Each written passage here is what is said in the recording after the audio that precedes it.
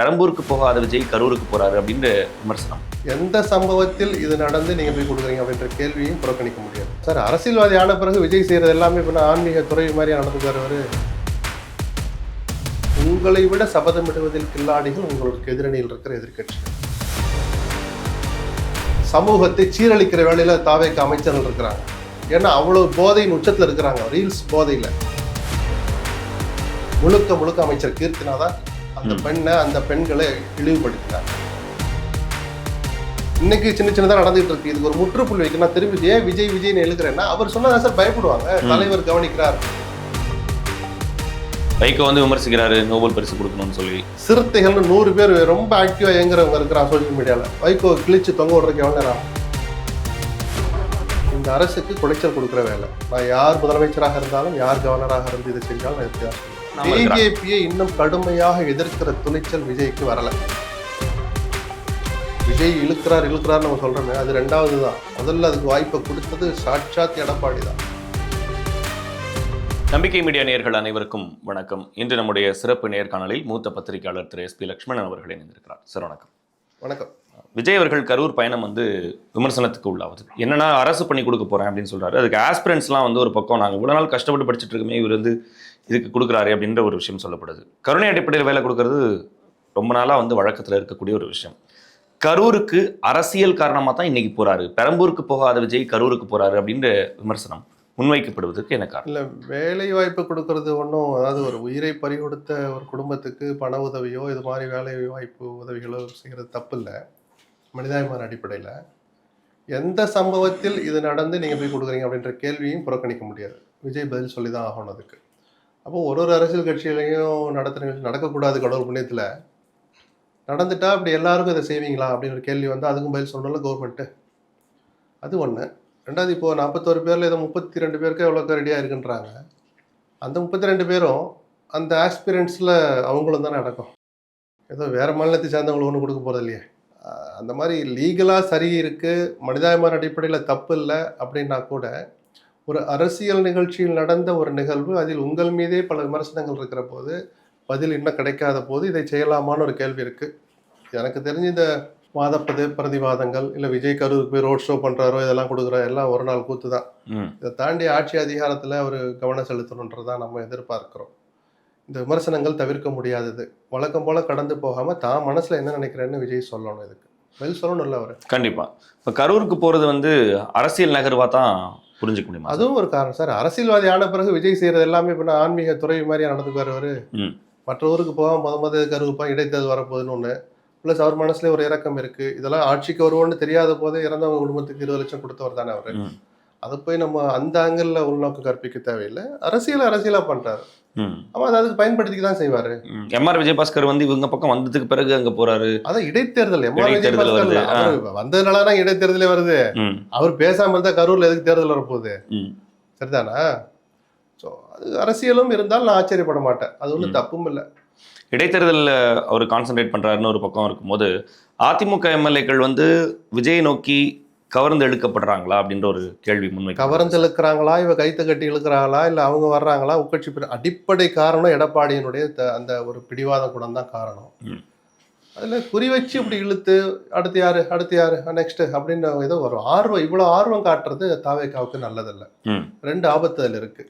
ஒன்று, இப்போ யாருடைய தயவில், யாருடைய ஆதரவில் நீங்கள் ஆட்சி நடத்திட்டு இருக்கீங்களோ அந்த தோழமை கட்சிகளுக்கு ஒரு எரிச்சலும் ஆதங்கமும் கலந்த அவநம்பிக்கை ஏற்படும்.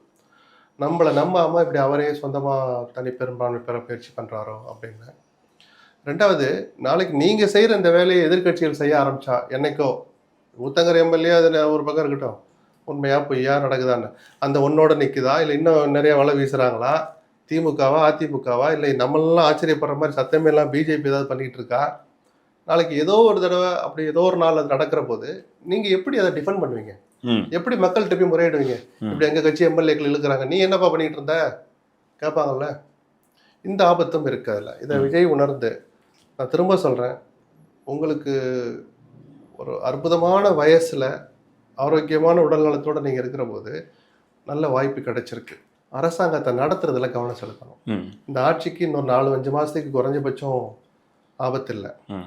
சரி, ஒரு 4 பேர் வந்தாங்க, 5 பேர் வந்தாங்க, அதோடு நிறுத்திக்கிட்டு அடுத்து கவனம் செலுத்த நிர்வாகம் பண்றதுல கவனம் செலுத்தணும். இது இயல்பா வர்ற வேக்கண்ட்ல நீங்க ஜெயிக்க பாருங்க, அது வேற. ஓகே. இலக்கு வச்சு 15 தொகுதியில் ராஜினாமா பண்ண வச்சிடணும், 15 நடந்தால் தான் நம்ம குறைஞ்ச 10 ஜெயிக்கணும்னு இப்படிலாம் நீங்க பண்ணீங்கன்னா உங்களை விட சபதமிடுவதில் கில்லாடிகள் உங்களுக்கு எதிரணியில் இருக்கிற எதிர்க்கட்சிகள். அதை விஜய் மறக்கக்கூடாது. ஓகே. இந்த ஆட்சி அதிகாரத்தை வந்து சரியா நடத்தணும் அப்படின்னு ஒரு ஆஸ்பெக்ட்ல சொல்றீங்க. எங்கெல்லாம் லேக் இருக்கு சார்? இப்போ எப்படின்னா அவங்க வந்து இந்த ஆட்சி வந்ததுலேருந்து வந்து லஞ்சம் வாங்குறது இல்லை, பெரிய பெரிய டெண்டர்ஸ்க்குலாம் வந்து நேரடியாக நடக்குது, கட்சி நிதி வசூலிக்கிறது இல்லை அப்படின்ற ஒரு மிகப்பெரிய மாற்றத்தை, வரவேற்க தகுந்த மாற்றத்தை, பாராட்ட தகுந்த மாற்றத்தை முடிவு விஜய் எடுத்திருக்கிறார். மனப்பூர்வமாக அதை நம்ம பாராட்டலாம். ஏன்னா திமுக ஆட்சியில் அது உச்சத்தில் இருந்தது, ரொம்ப உச்சத்துக்கு போச்சு. அதன் காரணமாக லஞ்சமும் புறையோடி போச்சு. இப்போ லஞ்சம் ஒழியாது. விஜய் நான் ஒழிச்சிட்டேன்னு சொன்னாலும் நம்பாதீங்க, நான் ஒழிப்பேன்னு சொன்னால் பாராட்டலாமே தவிர அவசரப்பட்டு அவருக்கு சர்டிஃபிகேட்லாம் கையில் கொடுத்துறாது. யாராலையும் லஞ்சத்தை ஒழிக்க முடியாது. ஆனால் ஆட்சியில் இருக்கிற ஒருத்தர் ஒரு மாற்றம்னு சொல்லி வந்த ஒருத்தர் நான் கட்சி நிதி வசூலிக்க மாட்டேன்னு சொன்னது ஒரு தார்மீக பயத்தை ஏற்படுத்தும்னு நான் நம்புறேன். கீழ்மட்டத்தில் அது லஞ்சத்தை குறைக்க உதவும். சரிதானா? இன்னைக்கும் அரசு அலுவலகங்கள்ல லஞ்சம் வாங்கிட்டு தான் இருக்கிறாங்க. சார் பதிவாளர் அலுவலகங்களில் இன்னைக்கு நீங்க டோக்கன் போட்டாலும் குறைஞ்சபட்சம் 1000 கொடுக்காம நீங்க அந்த பத்திரத்தை கையில வாங்க முடியாது. இடைத்தரகர்கள் இன்னும் அப்படியே தான். இடைத்தரகர்ல சார் அந்த SROவே வாங்குறாரு சார். அப்புறம் இடைத்தரகர்கள் வேற எதுக்கு சொல்லுவேன்? அவங்க மூலம் வாங்கி கடைசியில் அவருக்கு தான் சாயங்காலம் போகுது. லஞ்ச ஒழிப்புத்துறை எந்த நேரம் உள்ள வர்றான்னு சொல்லிட்டு வாங்குறதுக்கு ஒரு ஆள் வச்சிருக்காங்க. அதான் சார், முன்னாடியெல்லாம் வந்து நாங்க இங்க பணம் வாங்கி வந்து மேல வரைக்கும் நாங்க கொடுக்குறோம், மேல வரைக்கும் கொடுக்குறோம். இப்ப அந்த மேல வரைக்குங்கிற வார்த்தை குறைஞ்ச நாளா என்ன சொன்னேன்? லஞ்சம் குறையும்னு சொன்னேன். மேல வரைக்கும் கொடுத்ததுனாலதான் லஞ்சம் புறையோடி போச்சுன்னு ஒரு வார்த்தையை பயன்படுத்தினேன் திமுக ஆட்சியில, அதிமுக ஆட்சியில. நாளுக்கு நாள் அதிகமாகி திமுக உச்சத்துக்கு போச்சு. அவங்க வாங்கலைங்கிற போது அந்த SRO இது வரைக்கும் ஒரு பேச்சுக்கு சொல்றேன், அந்த சார் பதிவாளர் 10,000 ரூபாய் கொடுங்கப்பான்னு கேட்டவர் இன்னைக்கு 5,000 கேட்கறதே பயந்து கேட்பார். 5,000 வாங்க விட மாட்டார், ஆனா அந்த 5,000 பயந்து தான் கேட்பார். ஸோ ஒரு தார்மீக பயம் ஏற்பட்டிருக்கு. 10,000 5,000 ரூபாய் குறைச்சிருக்கு. சார் லஞ்சம் தானே சார், நான் யதார்த்தவாதி, சரிதானே? அதை முதல் ஸ்டெப் நல்ல ஸ்டெப்பாக தான் அதை பார்ப்பனே தவிர இன்னும் கூட எப்படி நீங்கள் லஞ்சம் வாங்கலாம் அப்படின்னா நீங்கள் கேள்வி கேட்டு காலம்புற லஞ்சம் வாங்கிட்டு தான் இருப்பாங்க. ஒரு ஆட்சியாளர்கள் ஒரு பயத்தை ஏற்படுத்தினாங்கன்னா அது ஒரு நல்ல முடிவை நோக்கி போகும்னு அந்த அடிப்படையில் அதை வரவேற்கலாம். அது ஒரு நல்ல விஷயம் இந்த ஆட்சியில் நடந்தது. சில நியமனங்கள் சர்ச்சைக்கு உள்ளாச்சு. இன்னைக்கு வரைக்கும் சிலதை காது கொடுத்து கேட்டு அடுத்த நாளே ரத்து பண்ணார், சிலதை இன்னைக்கு வரைக்கும் மதிக்க கூட மாட்டார். சிறப்பு பிரதிநிதி நியமனம்ங்கிறது தமிழர்களின் உணர்வுகளை புண்படுத்துகிற வேலை. அதை விஜய் கூச்சமே இல்லாமல் செஞ்சார். தவிர்த்திருக்கணும். இடதுசாரிகள் கடுமையாக சொன்னாங்க, திருமாவளவன் பூசி முழுகினார். அரசியலெல்லாம் தள்ளி வச்சுட்டு பார்த்தாலும் அது நியாயமற்ற நியமனம். அவருடைய தனிநபரை பற்றி நம்ம எதுவும் குறை சொல்லலை. இங்கே இல்லாதவங்களை எதுக்காக ஆளே கிடைக்கலன்னா கர்நாடகாவில் இன்னைக்கு குடியிருந்துட்டு இருக்கிற ஒருத்தர் கூட தமிழ்நாடு அரசின் பிரதிநிதியாக கொண்டு டெல்லியில் குறைச்சுன்னா உங்க அப்புறம் இது ஒரு தன்னம்பிக்கை, தன்னுடைய உரிமையை நிலைநாட்டுறாருன்னு பார்க்க மாட்டாங்க. அது ஆணவ போக்கோன்னு தான் ஒரு கவனிக்கிற ஒரு ஆபத்து இருக்குங்கிறத விஜய் உணர்ந்துக்கணும். இங்க எவ்வளவு பேர் இருக்காங்க தமிழ்நாட்டில். அவர் உங்க கட்சிக்காரர்களே நியமிங்களேன், உங்க ஃப்ரெண்ட்ஸே நியமிங்களேன். யாரு வேணான்னு சொன்னா அதை ஏன் விஜய் காது கொடுத்து கேட்க மாட்டான்னு தெரியல. மற்றபடி அமைச்சர்களை அவருடைய எல்லைக்குள்ள இருந்து பண்ணுங்க, ஆய்வுங்கிறது அர்த்தமற்ற ஆய்வுகளை பண்ணாதீங்கன்னு சொன்னதா தகவல் வருது. இந்த சொன்னதா தகவல்ங்கிற வார்த்தை என்ன மாதிரி யாரெல்லாம் சொல்லக்கூடாது. ஸ்ட்ராங்கா சொல்ல விஜய் போயிட்டு ஒரு அறிக்கை வரணும். சார் இதுல என்ன சார் வெக்க வேண்டியிருக்கு, இதுல என்ன சார் தயக்க வேண்டியிருக்கு, தொலைச்சு போடுவேங்கிற வார்த்தையோட கூட அந்த வார்த்தை அறிக்கை வரலாம். அப்பதான் அடங்குவாங்க அவங்க. ஏன்னா அவ்வளவு போதையின் உச்சத்துல இருக்கிறாங்க, ரீல்ஸ் போதையில. நல்ல சரியான வார்த்தையை தான் நான் பயன்படுத்துறேன். அதை தாண்டி வேற சின்ன வார்த்தை பயன்படுத்தவே கூடாது. அதுக்கு சமூகத்தை சீரழிக்கிற வேலையில தாவேக்க அமைச்சர்கள் இருக்கிறாங்க. புதுசா இல்ல, அந்த இதுலயே வந்ததுனால ஊறி போயிருக்கிறாங்க. அமைச்சரான பிறகு அதை கைவிட முடியல. இதுக்கு ஒரு கட்டுப்பாடோ நெறிமுறையோ பண்றது இல்ல. காதல வச்சுட்டு ஒரு அமைச்சர் போறாரு சார், இந்த டைரக்ஷன் கொடுக்குறாங்க, அதன்படி கேட்கிறாரு, இப்படி திரும்புறாரு. இதுக்கு போனீங்களா இல்ல நீ ஆய்வு பண்ண போனீங்களா? இப்ப இன்னமும் அந்த கார்பரேட் அரசியல் வந்து கார்பரேட் இல்ல, அந்த மோக அரசியல், அந்த ரீல்ஸ் மக்கள் ரசிக்கிறாங்க. நாம ஜெயிச்சதுக்கு அது ஒரு காரணம், தலைவர்கிட்ட நல்ல பேர் எடுத்துடணும், நாம ஆய்வு பண்றோம்னு மக்களுக்கு போய் நீங்க சும்மா இருந்தாலே மக்கள் தினத்தந்தியை பார்க்க போறான், தெரிஞ்சுக்க தான் போறான். ஒரு நாள் முழுக்க செய்தியை போடுறாங்க, டிவியில் பார்க்க தான் போகிறாங்க. அப்போது நம்மளை கவனிக்கிறாங்க, ரீல்ஸ் எடுக்கிறாங்கன்றனால நீங்கள் அந்த எல்லை மீறுறீங்க, நீங்கள் ஸ்கோர் பண்ணணும்னு நினைக்கிறீங்க. நீங்கள் ஸ்கோர் பண்ணுறதுக்கு உங்களுக்கு சமமான, உங்களை விட அதிக அறிவும் ஆற்றலும் படைத்தவர்கிட்ட போய் ஸ்கோர் பண்ண முயற்சிக்கணும். படிச்சுக்கிட்டு இருக்கிற பிள்ளைகிட்ட போய் நீங்கள் 1000 கேள்வி கேட்கக்கூடாது. கேட்டு தான் சரியாக பதில் சொன்னால் தட்டி கொடுத்தீங்களா? தப்பாக சொன்னது மட்டும் குத்தி காட்டுறீங்க. கேட்டால் ஒட்டுமொத்தமாக அரசு பள்ளி மாணவர்களை இழிவுபடுத்தினது நானோ என்னை போன்றவர்களோ கேள்வி கேட்டவர்களோ அல்ல.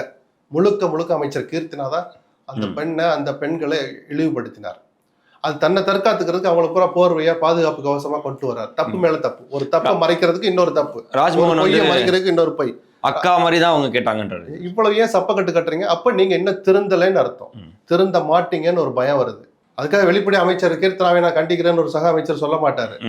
அதை நம்ம கடந்து போயிடலாம். இப்படி சப்ப கட்டாதீங்க. அதனாலதான் விஜய் கிட்ட இருந்து ஒரு அறிக்கை வந்தா ராஜ்பவன் எதுக்கு குறுக்க போது ஒரு கருத்தை சொல்ல போறாரு. தலைவர் சொல்லிட்டான்னு கடந்து போயிடுவார்ல. ஆனா நிர்மல்குமார் சொன்னார்ல, அவசியமற்று தங்கள் துறை இல்லாத இது ஆய்வுகளை, தேவையற்ற ஆய்வுகளை பண்ணக்கூடாதுன்னு முதல்வர் விரும்புறான்னு சொன்னதா வந்துச்சு. இந்த விரும்புறான்னு சொல்றதுக்கு அவர் பேர்ல அறிக்கை வரல, உங்களுக்கு என்ன கஷ்டம் வந்துச்சு? இந்த கண்டிப்பை உரிய நேரத்துல காட்டவருடைய விளைவு தான் ஸ்கூல்ல எல்லாம் போய் கொடி கட்டிட்டு கிடந்தாங்க. அதிமுக திமுக ஆட்சியில் கூட இப்படி நடந்தது இல்லை சார். அக்கிரமம் தாவேக்கா கொடியை கொண்டு போய் கட்டுறாங்க சார். விஜய் படத்தை வச்சு கேள்வி கேட்கறாங்க. கவுன்சிலர், ஒன்றிய செயலாளர்லாம் போய் ஆய்வு பண்ண போறாங்க. அவங்களுக்கு அதிகாரம் இருக்கா சார்? ஜாம்பவான்களாக திகழ்ந்த அதிமுக மாவட்ட செயலாளர் கூட கலெக்டருக்கு சமம் எங்க கட்சி மாவட்ட செயலாளர் கலைஞரே சொல்லி பெருமைப்பட்ட திமுக மாவட்ட செயலாளர் கூட அரசு பதில் இல்லைன்னா மேடையில கூட ஏறுதில்ல சார். அக்கிரமம் செய்த திமுக உங்க பார்வையில அவங்க கூட இந்த அழிச்சாட்டியம் பண்ணதில்லை. ஆனா நீங்க கூசாம பண்ணீங்க. அதை 5 வாரம் வேடிக்கை பார்த்தீங்க. 6வது வாரம் தான் அறிக்கை வருது. ஒன்றிய செயலாளர் 1-2 பேரை கட்சி விட்டு நீக்குறீங்க, பொறுப்புல இருந்து எடுக்கிறீங்க. தேவையில்லாம ஆய்வு பண்றாரு. ஆய்வு பண்றதுக்கு என்ன அதிகாரம் இருக்குன்னு கூட ஒரு இது இல்லையா சார்? இன்னைக்கு சின்னதா நடந்துட்டு இருக்கு. இதுக்கு ஒரு முற்றுப்புள்ளி வைக்கணும். திரும்பி ஏன் விஜய்னு எழுக்கிறேன்னா அவர் சொன்னதான் சார் பயப்படுவாங்க. தலைவர் கவனிக்கிறார், இதை ஒழுங்குபடுத்த வேண்டியது முதலமைச்சர் கவனிக்கிறார், நம்மள தொலைச்சு விடுவாரு, பொறுப்பு எடுத்துருவாரு, கட்சி விட்டு நீக்கிறார் பயத்தை ஏற்படுத்துங்க சார். இதுல என்ன சார் கூச்ச வேண்டி கிடக்கு? இன்னும் சமூகத்தை சீரழிக்கிற வேலை சார். இன்னும் சரத்குமார் மேல எந்த விதமான நடவடிக்கையும் அவர் மேல நடவடிக்கை எடுக்கணும்னு அவசியம் இல்லை சார். அவர்கள் வெளியிட்ட அந்த வீடியோ உண்மையாவே இருக்கட்டும், உண்மைன்னு நம்புறேன். எப்ப எடுத்தது? திமுக ஆட்சியில. ஏன் திமுக ஆட்சியில? கடந்த காலத்தில் எடுத்து அமைச்சராவதற்கு முன்பு எடுத்தது சார். அப்படி எடுங்க, அப்படி சொல்லலாம். ஆனா இதுக்கு யார் காரணம்? அன்னைக்கு இருந்த சேட்டை பிடிச்ச சரத்து தான் காரணம். எதுக்கு அந்த வீடியோ எடுத்தீங்க? குடிச்சிங்க, சந்தோஷத்துக்கு குடிச்சிங்க, தூக்கி போட்டு போறதை விட்டுட்டு அதை வீடியோ எடுப்பீங்களா, இதுல சோசியல் மீடியால போடுவீங்களா, அதை ஒருத்தர் சேவ் பண்ணி வச்சு நேரம் காத்து விட்டானா தெருவில் நிக்கிறீங்களா? இப்போ பொருள் எதுக்காக அதை போதைன்னு சொன்னேன்னு, சரத் பிடிச்ச பீர் மட்டும் போதை இல்லை, அதை வீடியோ எடுத்து போடணுங்கிற மனப்பான்மையும் போதை தான். இன்னைக்கு அவர் குடும்பத்தோட தெருவில் நின்று பதில் சொல்லிட்டு இருக்கிறார். இல்லை, என் குழந்தைக்கு மாத்திரையை நசுக்குனீங்க. நான் 100% நம்புறேன். குழந்தை இருக்கிறவனுக்கு தான் அந்த வழி தெரியும். காய்ச்சல், திடீர்னு காய்ச்சல் வந்துட்டா தாங்க மாட்டான் எந்த தகப்பனும். அந்த நசுக்கிறத என்னத்துக்கு நீங்க வீடியோ எடுத்தீங்க சொல்லுங்க சார். இப்ப புரியுதுங்களா? அந்த போதனை ஏன் சொன்னேன்? தெருவில் தான் நிறுத்தும். சமூக சீர்கேடு அது. நல்ல விஷயங்களுக்கு அதை பயன்படுத்துங்க. வீடியோங்கிறத, ரீல்ஸுங்கிறத யூடியூப்ல பேசுங்க, செய்யுங்க, அறிவுரை சொல்லுங்க, சந்தோஷமா இருங்க. சமூகத்தை சீரழிக்காதீங்க. அதை தாவேக்காவினர் கூச்சமே இல்லாமல் செய்யறாங்க. அவங்க மட்டுமே, அவங்க தான் அதிகமா செய்யறாங்க. எல்லா கட்சிக்காரனும் அதில் இருக்கு. ரீல்ஸ்ல விழுந்து கிடக்கிறவங்க, போதைக்கு உள்ளானவர்கள் எல்லா கட்சியிலும் இருக்கிறான். யங்ஸ்டர்ஸ் தாவேக்கால அதிகமா இருக்கிறாங்க. இதுக்கு ஒரு முற்றுப்புள்ளி வைத்தால் அந்த கட்சிக்கும் நல்லது, இந்த தமிழ் கலாச்சாரத்துக்கும் நல்லது. ஓகே. திருமாவளவன் அவர்கள் தொடர்ந்து குழப்பிக்கிட்டே இருக்கிறாருன்னு ஒரு ஸ்டேட்மெண்ட் சொல்லப்படுது. வைகோ விமர்சிக்கிறாரு, நோபல் பரிசு கொடுக்கணும்னு சொல்லி. இன்னைக்கு அவர் உடனே அங்கேருந்து பரவாயில்ல நன்றி அப்படின்ட்டு போயிடுறாரு. ஆனால் அவர் இப்போ என்ன சொல்லியிருக்கிறாரு அப்படின்னு சொன்னால், இந்தியா கூட்டணியில் பாஜகவுக்கு எதிரான மனப்பான்மையில் இருக்கக்கூடிய தாவேக்காவும் திமுகவும் ஒரே கூட்டணியில் இருக்கணும், இதுதான் என்னோட நிலைப்பாடு. இது பத்திரிகையாளர்களுக்கு புரிய போறது இல்லை, நான் சொல்றவங்களுக்கு புரிய போறது இல்லைன்னு ஒரு ஸ்டேட்மெண்ட் சொல்றாரு. நம்ம எப்படி இதை புரிஞ்சுக்கலாம்? அவருடைய கோர் பாயிண்ட் கரெக்ட். அது சாத்தியமா, நடைமுறை சாத்தியமான்னு பார்க்கணும் சார். சார், பழி வாங்குற வேகத்தில் இந்த அரசு செயல்படுதுன்னு முன்ஜாமீன் ரத்து பண்ணான்னு ஜட்ஜ்மெண்ட் 40வது நிமிஷம் அனிதா ராதாகிருஷ்ணன் பிடிச்சி உள்ள போடணும்னு துடிச்சிருங்க. அந்த அளவுக்கு வெறுப்பை காட்டிட்டு இருக்கிறாங்க தாவேக்கா திமுக மேல. ரைட், தப்பு. அரசியல் அது. அந்த இருவேறு துருவங்கள், இன்னைக்கு வைகோ சரியான வார்த்தை இன்னைக்கு தான் பயன்படுது. இருவேறு துருவங்களா இருக்கிறவங்க எப்படி ஒரு மேடையில போய் ஒரு ரூம்குள்ள உட்கார முடியும்? இந்த நடைமுறைக்கு முரண்பாடான விஷயங்கிறது திரும்ப யோசிச்சு பொது வெளியில சொல்லியிருக்க கூடாது. நான் இப்படி நினைக்கிறேன்னு தோழமை கட்சி கூட்டம் நடந்துச்சா கோவளத்துல, அன்னைக்கு சொல்லுங்க, உள்ளுக்குள்ளேயே முடிஞ்சு போயிருக்கும். அது சாத்தியமற்றதை சொன்னதுனாலதான் வருது. அதுக்காக அவருக்கு இது திரும்ப எந்த அர்த்தத்துல சொன்னார்னு எனக்கு தெரியல. நீங்க அவரையே கேளுங்கன்னு சொல்லிட்டு இருக்கிறது தான் வைகோ போன்ற ஒரு முதிர்ந்த அரசியல்வாதிக்கு அழகு. அவருக்கு நோபல் பரிசை கொடுக்கலான்னு சீண்டி பார்த்தீங்கன்னா, திருமாவளவன் திருப்பி அடிக்க எவ்வளோ நேரம் ஆகும்? சிறுத்தைகள்னு 100 பேர் ரொம்ப ஆக்டிவா இயங்குறவங்க இருக்கிறான் சோசியல் மீடியால. வைகோ கிழிச்சு தொங்க விடுறதுக்கு எவ்வளோ நேரம் ஆகும்? அது நல்லதா? அது நல்லதா? வைகோங்கிற அவருடைய அந்த ஸ்டேச்சருக்கு இது தேவையா? அவரும் வார்த்தை மீறிட்டார். கெட்ட வார்த்தை சொல்லலை, நக்கல் பண்ணார்.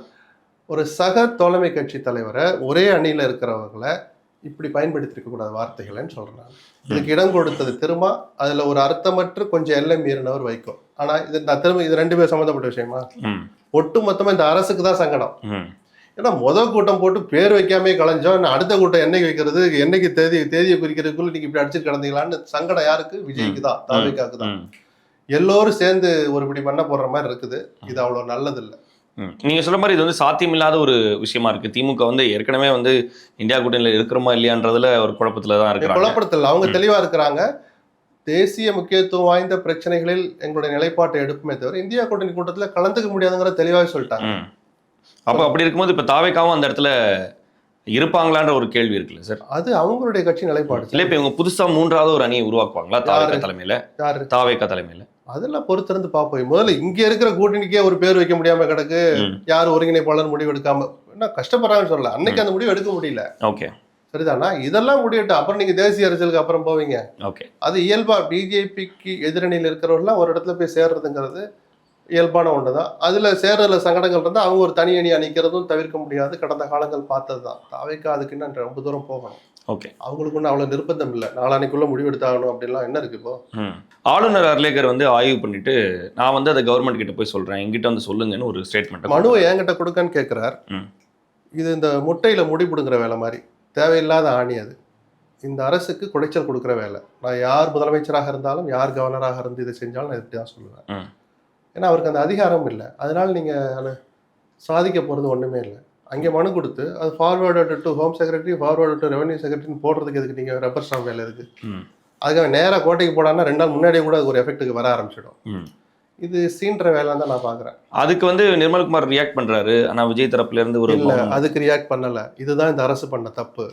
மதுரையில வைகை ஆற்ற தூர்வாருவேன்னு சொன்ன விஷயத்த நீங்க மாணவர்கள், இளைஞர்கள், மதுரைக்காரங்க நீங்க செய்யுங்க, இல்லாட்டி ராஜ்பவன், லோக்பவன் செய்யணும்னு சொன்னார்.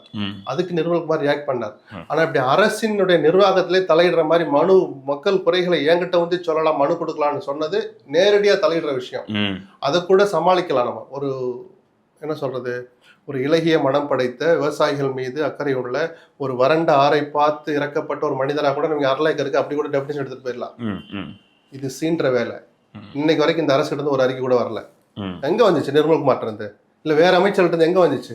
அப்ப அங்கதான் எனக்கு கேள்வி என்ன வருதுன்னா, இவங்க வந்து பாஜகவோட ஒரு இணக்கமான சூழல்ல போறாங்களா, இல்ல ஏன் இந்த இடத்துல வந்து ரியாக்ட் பண்ணாம இருக்காங்க? பிஜேபியை இன்னும் கடுமையாக எதிர்க்கிற துணிச்சல் விஜய்க்கு வரல. அவங்க 1000 பசப்பு மொழிகள் சொல்லட்டும், வரல. அதுக்காக உடனே கொடியை தூக்கிட்டு நிக்கணும்னு அவசியம் இல்லை. இணக்கமாக போவது தவறல்ல. ஆட்சியை நடத்துற விஜய்க்கு தான் அந்த கஷ்டம் தெரியும். வெளியில இருந்துட்டு நீங்க மதவாத சக்திகளோட இப்படி கூட்டு கணக்கு போட்டுக்கிட்டே கள்ள கூட்டு வச்சுக்கிட்டே எல்லாம் பேசியிருக்க முடியும் விஜய். இன்னைக்கு தேசிய கீதத்தை ஏப்பா 2 தடவை பாடினீங்க, ஏப்பா முதல்ல பாடினீங்க அப்படின்னு கேள்வி கேட்கும் போது விஜய்க்கு வலிக்கும்ல. அந்த நிர்பந்தம் இப்ப புரியுதுங்களா? அந்த ஆட்சி அதிகாரத்தை உட்கார்ந்து இருந்தாதான் நெருக்கடி என்னன்னு விஜய்க்கு புரியும். இன்னைக்கு அவர் சொல்ல முடியுமா? நான் சொல்லக்கூடாதுங்கிற ஒரு நிகழ்ச்சியை வச்சு இவர் பிஜேபிக்கு அடிமையாயிட்டாரு, பிஜேபி எதிர்க்க துணிஞ்சிட்டார் அப்படின்னு அவசரப்பட்டு சர்டிஃபிகேட்டை கொடுக்காதீங்க. பிரிண்ட் பண்ணி வைங்க. ஒரு 4-5 விஷயம் பார்த்துக்கிட்டு அப்புறம் ஒன்றா ஃபில் பண்ணி கொடுக்கலாம். அவசரப்பட வேண்டாம். இந்த 2 மாத காலம் வந்து எப்படி இருக்கு சார் தமிழ்நாட்டில் அரசாங்கம்? இன்னொரு வரைக்கும் பேசுன மாதிரி தான் இருக்கு. சில சேஷ்டைகள், சில பல நல்லதுகள், நல்ல சிந்தனை, இதெல்லாம் நம்ம உடனே புறக்கணிக்க தயாரா இல்லை. அவர்கிட்ட இருக்கலாம். ஆனால் அதை அமல்படுத்துற விதத்துல விஜயிடம் வேகம் போதாது. தன் கட்சிக்காரர்களை கண்டிப்பதில் தொடங்கி அமைச்சர்களை அவர்களுக்குரிய எல்லைகளை வரையறுத்து கட்டுப்பாட்டோடு ஒரு கண்டிப்போடு சொல்றது வரைக்கும் வேகம் பத்தாது. அதுக்காக உடனே டாப் கியர்ல போகணும்னு நம்ம எதிர்பார்க்கல. 60 நாள்ங்கிறது குறைஞ்ச காலம் அல்ல. சரிதானா? இன்னும் கொஞ்சம் வேகம் வரணும். ஏன்னா அவருக்கு வயசு இருக்கு, நல்ல அற்புதமான வயசு, அற்புதமான வாய்ப்பு மக்கள் கொடுத்துருக்குறாங்க. இன்னும் கொஞ்சம் வேகத்தை நான் எதிர்பார்க்குறேன். விஜய் நமக்கு பிடிக்குதோ பிடிக்கலையோ, நமக்கான முதலமைச்சர் அவர் எப்படி இருக்கணுங்கிற அந்த எதிர்பார்ப்புல தான் நான் இந்த கருத்தை சொல்றேன். ஆமா, நேற்று இப்போ வந்து எக்மோர் வந்து ஹாஸ்பிட்டல் போய் சர்ச் பண்ண, அது மாதிரி பல இடங்களுக்கு போகணும். அதே ஏதோ வீடியோ எடுக்கணும்னே போகாதீங்க. முதல்ல கேமராவை கட் பண்ணாலே நாட்டுக்கு பல விமோசனம் கிடைக்கும் சார். அது நான் திரும்ப சொல்றேன், அது ஒரு சரி. எனக்கு இதுல ஒரு மீடியா போகாம இருக்க முடியாது. கேஹேன்னு சவுண்ட் வந்துச்சு பாத்தீங்களா? சவுண்ட் வந்து விஜயா காரணம். ஒரு நடிகரா அவருக்கு இன்னைக்கும் கிரேஸ் இருக்கு. மக்கள் அதை நோக்கி பார்த்தா வீட்டுல இருந்து நீலாகரில இருந்து வர்ற போதே கைத்த கட்டி தடுக்கிற அளவுக்கு இன்னைக்கும் கூட்டம் கூடுது சார். டெய்லி அது வழிதான் வர்றாரு, டெய்லி பாக்குறாங்க. அது தப்பு இல்லை. தாங்கள் அபிமானம் வச்சிருக்கிற ஒரு நடிகராக தான் இன்னைக்கு அவரை பாக்குறாங்க. அவர் அபிமானம் வச்சிருக்கிற முதல்வராகவும் உங்களை மக்கள் பார்க்கணும்னு தான் நான் ஆசைப்படுறேன். அதுக்கு நீங்க உங்களை கொஞ்சம் மாத்திக்கணும். ஆய்வு பண்ண போறாரு, நல்ல விஷயம். வீட்டுக்குள்ளேயே போகும், கோட்டையிலேயே முடங்கி இருந்தாலும் ஸ்கூல் போய் மாதிரி போறாரு, பேக்கை தூக்கிட்டு வந்துட்டாருங்கிறீங்க. 2 இடத்துக்கு போனாலும் விமர்சிச்சா என்ன அர்த்தம்? போகட்டும், போனாதான் அதுல இருக்கிற தப்பு என்ன நடந்துச்சு. அவ்வளவு சத்தம் ஏப்பா வந்துச்சு, இதை தடுக்கிறதுக்கு என்ன வழி? இன்னும் விஜய் யோசிச்சிருப்பார், சொல்லாம போவோம். அதுதான் வந்து சர்ப்ரைஸ் விசிட்டு. போகும்போதே 40 கேமரா கூட்டிட்டு போனா அதுக்கு பேர் சர்ப்ரைஸ் விசிட்டா? நீங்க மெசேஜ் போடும்போதே அவன் 40 பேர் 400 பேருக்கு மெசேஜ் அனுப்புறான். மீடியாக்களும் கொஞ்சம் பொறுப்போடு வந்து செயல்படணும். இப்போ கீர்த்தனா விஷயத்துல அமைச்சர் மேல மட்டும் நான் குற்றம் சொல்ல மாட்டேன். ஏன்னா ரீல்ஸ் நான் வெளியிடலைன்னாங்க, அதோட நிறுத்திட்டு அவரை பாராட்டியிருப்பேன். அதுக்கு வியாக்கியானமா 4 பேரா எழுதினாங்கல்ல, அதுதான் ஆணவ போக்கு. அரசு பள்ளி மாணவர்களை இழிவுபடுத்துகிறார்கள். யாரும் இழிவுபடுத்தல, நீங்க தான் கேவலப்படுத்துனீங்க. ஸோ நீங்க ரீல்ஸ் வெளியிடல, வீடியோக்குள்ள எதுக்கு வரீங்க? நான் ஸ்கூலுக்குள்ள வந்தேன், எடுத்தீங்க, ரைட்டு. வகுப்பறைக்குள்ளேயே போறபோது எதுக்கு வீடியோ? கொஞ்சம் வெளியே நில்லுங்க. நம்ம வேலை கேட்க மாட்டாங்க. நீங்க வெளியே போற வரைக்கும் நான் ஆய்வு நடத்த மாட்டேன், உட்காருங்க. இப்ப என்ன கெட்டு போச்சு? அப்படி வீம்பு பண்ற ஆட்கள் மீடியா ஆட்கள் இல்லை. அமைச்சர் சொல்லிட்டாங்க, கேட்கல, கண்டிச்சு சொல்றாங்க, கேட்டுக்கொண்டுன்ற அந்த எல்லை தெரிஞ்சவங்க தான். நானும் அதே இடத்துல நின்ன வந்தான். மனநிலை என்ன நமக்கு தெரியும், சூழல் என்ன நமக்கும் புரியும். அமைச்சர் அதை சொன்னாரா, சொல்லல. காரணம் எதுவுமே அந்த போதை, வீடியோ எடுக்கணும், அது ரீல்ஸா வரணும், யாருனாலும் வெளியிட்டோம், அது வீடியோ எடுக்கட்டுங்கிற அந்த மனப்பான்மை தான் கீர்த்தனா இன்னைக்கு இவ்வளவு விமர்சனங்களுக்கு ஆளாக காரணம். அந்த பொண்ணோட ஆங்கிலத்தை நக்கல் பண்ணி நீங்க பேசின ஆங்கிலத்தை எவ்வளவு தப்பு இருக்குன்னு எல்லாரும் கிழிச்சு தொங்க விடுறானா? முழுசா எனக்கும் கூட நான் ஃப்ளூயன்சி கிடையாது ஆங்கிலத்துல, அதுக்காக நான் பெருமைப்படுவேன் தவிர எந்த வகையிலும் நான் தலை குனிய மாட்டேன். புரியுதுங்களா? அப்போ சின்ன பிள்ளை தப்பே பண்ணாலும் அல்லது உண்மையை அல்லது சரியான விஷயம் சொல்லணும், தட்டி கொடுத்து அடுத்தோட நல்லா படிமான்னு சொல்லி அந்த வீடியோ வெளியிடுறீங்கன்னா நீ கீர்த்தனாவை யாரையும் விமர்சிக்க விட மாட்டோம். நம்ம இப்படிதான் அமைச்சர் வேணும்னு நம்ம சொல்லியிருப்போம். ஒரு துளி கூட நீங்க அப்ரிசியேட் பண்ணலையே. அந்த ஃபுல் வீடியோ பாருங்க, எத்தனை கேள்விகளுக்கு அந்த பொண்ணு மற்ற பொண்ணுங்களும் பதில் சொல்றாங்க. சரியா தட்டி கொடுத்து ஏதாவது பண்ணீங்களா? அந்த அமைச்சர் வெக்கப்பட வேணாம்? உட்காந்து அவ்வளவு தூரம் உட்காந்து மறுப்பு எழுதுறீங்களா, விளக்கம் எழுதுறீங்களா, விளக்கங்கிற பேர்ல இன்னொரு தப்பை பொய்ய சொல்றீங்களே. அந்த பிள்ளைங்களை தட்டி கொடுக்கணும், பாராட்டணும்னு ஒரு துளி கூட அந்த எண்ணம் உங்களுக்கு வரலையே. அப்புறம் என்ன அது ஆய்வு? அந்த ஆய்வை கொண்டு போய் கொடுங்கையூர் குப்பை கடங்களை போட்டு புதைக்கணும். இது ஒரு ஆய்வா? இந்த ஆய்வு அவசியமா? அதுவுமே ஒரு ப்ரமோஷனுக்காக தொடர்ந்து அதைத்தான் சொல்றேன். இந்த வேலை எதுக்கு? நீங்களும் அவமானப்பட்டு அந்த பொண்ணையும் அவமானம். நீங்க பெத்த பிள்ளையா இருந்தா, உங்க தங்கச்சியா இருந்தா நீங்க இந்த வேலை பண்ணுங்க, வீடியோ எடுத்து வெளியில விடுவீங்களா சார்? உங்களை கேட்கிறேன் சார், என்ன நான் கேட்டுக்கிறேன் சார். நம்ம பிள்ளையா இருந்தா அப்படி நம்ம அவமானப்பட விடுவோமா சார்? சொல்லுங்க. இப்ப இவங்க இதுக்கான சொல்யூஷன் என்ன சார் வரும்? அதாவது விஜய் கிட்டதான் இருக்கு. அமைச்சர்களை கண்டிக்கணும், கட்டுப்பாட்டுல வைக்கணும். எம்எல்ஏக்களுக்கு பயிற்சி வகுப்பு நடத்துற மாதிரி கூச்சமே இல்லாமல் அமைச்சரவை கூட்டம் தான் நடத்தணும் இல்லை, அமைச்சர்கள் கூட்டத்தை நடத்தி எல்லாரையும் உட்கார வச்சு யார் யார் இந்த 60 நாள்ல என்னென்ன தப்பு பண்ணீங்க, எல்லாம் மீறினீங்க. தப்புன்னா லஞ்சம் வாங்கினது இல்லை, உன் வேலை என்ன, உன் துறை என்ன, ஸ்கூல் சிதிலம் அடைஞ்சிருந்தா இடிஞ்சிருந்ததை பாத்தியா, போட்டோ எடுத்து ராஜ்மோகன்ட்ட கொடு, அவர் அறிக்கை விடட்டும். அன்பில் மகேஷ் அவர் கேள்வி கேட்கட்டும். தொழில்துறையில் ஒரு பிரச்சனை, டிஆர்பி ராஜாவுக்கு நான் ஒன்று கேட்டுக்கொள்கிறேன், ராஜ்மோகன் நல்லா பேசுவார், சவால் விட்டா நல்லா இருக்கும், ஆக்வர்டா இருக்கும். கீர்த்தனா தான் அதை கேட்கணும். ஆமா, நான் சொல்றது புரியுதுங்களா சார்? இந்த கட்டுப்பாடுகளை முதல்ல கற்றுக் கொடுக்கணும் விஜய். அதுக்கு அதிகாரிகள் துணையோட செஞ்சு கொடுக்கும். ஏன்னா விஜயும் கத்துக்கிற இடத்துல இருக்கிறார். ஆனா கட்சி தலைவருங்கிற முறையில, முதலமைச்சருங்கிற முறையில இவர்களை ஒரு கட்டுக்குள்ள வைக்கலைன்னா என்னைக்குனாலும் சிக்கல் தான். திமுக அரசாங்கம் இருந்தபோது அதுலேருந்து ஒரு மிகப்பெரிய ஸ்ட்ராட்டஜி மிஸ்டேக் ஆயிடுச்சு, நாங்கள் சரியான பாதையில் போகலை அப்படின்னு இன்னைக்கு அவங்க எல்லாரும் ஆய்வு பண்ண ஆரம்பிச்சிட்டாங்க. சூட்கேஸாக அவருக்கு அறிக்கை போய் சேருது முன்னாள் முதலமைச்சருக்கு. இப்போது அவங்க என்ன ஸ்டேட்டில் அவங்க இருக்கிறாங்க, உதயநிதியை முன்னிறுத்தி ஒரு அரசியலை இப்போ பண்ணிட்டு இருக்கிறாங்க. இடைத்தேர்தலில் ஸ்டாலின் போட்டிடுவார்ன்ற விஷயங்கள்லாம் சொல்லப்பட்டுச்சு. ஆனால் என்ன கேள்வி வருதுன்னா, இந்த அரசாங்கம் எப்போ வேணாலும் கௌரவம் எல்லாம் தயாராருங்கன்னு ஒரு ஊக்க வார்த்தையை மட்டும்தான் அவர் சொல்கிற மாதிரி இருக்குது. ஏன்னா இந்த பக்கம் எல்லாரும் அவருக்கு வலு சேர்க்கும் வகையில் தாவேக அரசை ஸ்ட்ராங் பண்ணி வச்சிருக்கிறாங்க. அப்போ திமுகவினுடைய நிலைப்பாடு என்ன? அவங்க தொடர்ந்து அரசியல் பண்ணுவாங்க சார். கட்சியை சீரமைக்கிறதுக்கு ஒரு குழு அமைச்சார், கருத்துக்களை கேட்டார். அந்த கருத்துக்களை முழுசா படிச்சாரா, இல்லை படிக்கிறதுக்குன்னு அவகாசம் தேவைப்படுதா, லண்டன் போயிட்டு வர்றதுக்குள்ள நீங்க ஒரு அறிக்கை கொடுங்க, இன்னொரு சீரமைப்பு குழு வேற அமைச்சிருக்கிறார். பண்ணட்டும். ஒரே நாளில் எல்லா மாற்றம் நகர்ந்துடாதுல்ல. ஒரு ஏமாற்றம், விரக்தி, எரிச்சல், கோபம் எல்லாம் ஒரு கொதி நிலையில் இருந்த சூழல் 60 நாளையில் கொஞ்சம் கொஞ்சமாக அடங்கிட்டு வருது. ஆனால் சீரமைக்கிறேன்னு தள்ளி போட்டுக்கிட்டே போனால் அது ஆபத்து தான். கூச்சமே படாமல், தயக்கமே இல்லாமல், எவ்வளோ பெரிய ஆட்களாக இருந்தாலும் பரவாயில்ல, எல்லோருக்கும் ஒரே விதிதான்னு மாவட்டங்களை சீரமைக்கலைன்னா, இந்த குழு போட்டு இந்த அறிக்கைகள் கேட்டு போர்ட்டல் ஓப்பன் பண்ணிலாம் ஒரு நயா பைசாவுக்கு பிரயோஜனம் இல்லை. ஸ்டாலின் என்ன செய்கிறாருன்னு பார்ப்போம். இறுதி கேள்வி, அதிமுகவினுடைய பொதுச் செயலாளர் எடப்பாடி பழனிசாமி ரொம்ப ஒரு பிடிவாத குணத்தில் இருக்கிறாரு. அதனால தான் நாங்கள் எல்லாரும் வெளியேறோன்றாங்க. எஸ்பி வேலுமணி நிலைப்பாடு, சிவி சண்முகம் நிலைப்பாடு, இப்போ புதுசாக வைகை செல்வன்லாம் இந்த பக்கம் வந்துட போகிறாரு அப்படின்ற பேச்செல்லாம் நடக்குது. அங்கே என்ன சார் நடக்குது? இன்னைக்கு வரைக்கும் நடந்துட்டு இருக்கிறதா நடக்குது. இந்த பிடிவாதம் தான் முதல் காரணம். விஜய் இழுக்கிறார் நம்ம சொல்கிறோமே, அது ரெண்டாவது தான். முதல்ல அதுக்கு வாய்ப்பை கொடுத்தது சாட்சாத் எடப்பாடி தான். ஒரு தலைவனுக்கு இருக்கக்கூடாத குணம். இத்தனை தோல்விகளை பார்த்த பிறகு தோத்தாலும் பரவாயில்ல, நான் பிடிவாதத்தை விடமாட்டேன்னு சொல்றது ஜெயலலிதாவின் ஆன்மா கூட மன்னிக்காது. அந்த ஆன்மாக்களால் கூட இந்த கட்சியை காப்பாற்ற முடியாது. இவருடைய இந்த அழிச்சாட்டியம் கலந்த பிடிவாதம் இது. இப்ப சொல்லல, நம்ம தேர்தலுக்கு முன்னாடி சொன்னோம், நீங்க பிடிவாதம் பிடிச்சீங்கன்னா கட்சி தோக்கும், தோத்தா இன்னொரு தோல்வி தொண்டன் தாங்க மாட்டான், உங்களுடைய தலைமை பதவி கேள்விக்குறியாகும்னு நான் 10 பேட்டி கொடுத்துருப்பேன். ம். இன்னைக்கு வரைக்கும் எம்எல்ஏக்கள் கூட்டம் கூட கூட்ட முடியல. ம். ஞாபகப்படுத்தி பாருங்க. மே 4ல இருந்து இன்னைக்கு ஜூலை 9 இன்னைக்கு வரைக்கும் எம்எல்ஏக்கள் கூட்டம் நடந்துச்சுன்னு ஏதாவது போட்டோ காட்டுங்க எனக்கு. ம். அப்போ ஒரு தலைவர் அந்த பிடியை விட்டுட்டாரா? இது பெருமையா? ஆனா பொதுச்செயலாளர் பதவி வச்சுட்டு அத்தனை பேரை மிரட்டுறீங்க, மன்னிப்பு கடிதம் எழுதி வாங்குறீங்க. இதைத்தான் உங்களால செய்ய முடியும். இது நீண்ட காலத்துக்கு நல்லதல்ல. இது எந்த பலனும் தராது. இது வெற்று பெருமைக்கு தான் பயன்படுமே தவிர, இந்த கட்சிக்கு ஒரு எதிர்காலம் இருக்குன்னு ஒரு மியாவுனாவது ஒருத்தர் சொல்ல வர்றான்னா அது அர்த்தமற்ற ஒரு பேச்சாக தான் இருக்குங்கிற அளவுக்கு தான் நீங்கள் நடந்துக்கிறீங்க. எதிர்காலம் இருக்குன்னு நீங்கள் நினச்சிங்கன்னா இப்பயும் காலம் கெட்டு போகலை. எடப்பாடி தன்னை மாற்றிக்கொள்ள வேண்டும். அந்த பிடிவாதத்தை விட்டால் அதிமுகவுக்கு எதிர்காலம் ஒன்று இருக்க வாய்ப்பு இருக்குது. நிகழ்ச்சியில் இணைந்து கருத்துக்களை பகிர்ந்தமைக்கு நன்றி சார். நன்றி.